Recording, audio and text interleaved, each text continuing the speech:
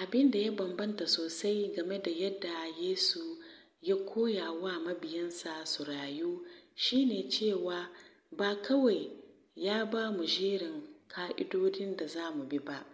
Kaga Yahudawa sun riga sun sami jerin dokoki da za su bi, dokoki 10. Matsalar ita ce, ko da yake sun yi ƙoƙari sun kasa yi masu biyayya. Wannan har yanzu gaskiya ne. Duk yadda muka yi ƙoƙari mu kiyaye dokokin Allah, ba za mu iya yin hakan ba.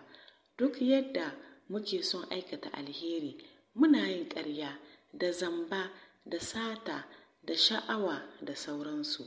Yesu ya san cewa matsalar zuciyarmu ce, ya san cewa halayen mutane sakamakon yanayin zuciyarsu ne.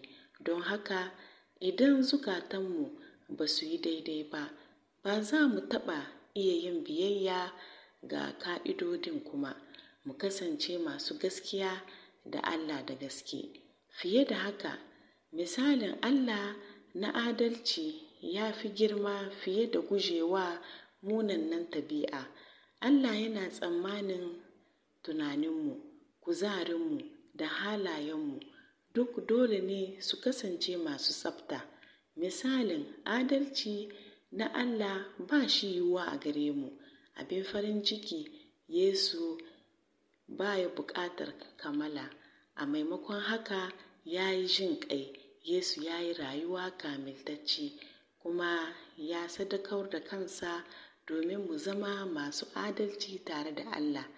Idan muka karɓi haɗayarsa, Allah zai yafe mana kuma ya ba mu iko ta wurin Ruhu Mai Tsarki mu zama kamar Yesu. Saƙonmu, ko kana son ƙarin koyo game da yadda za ka bi Yesu?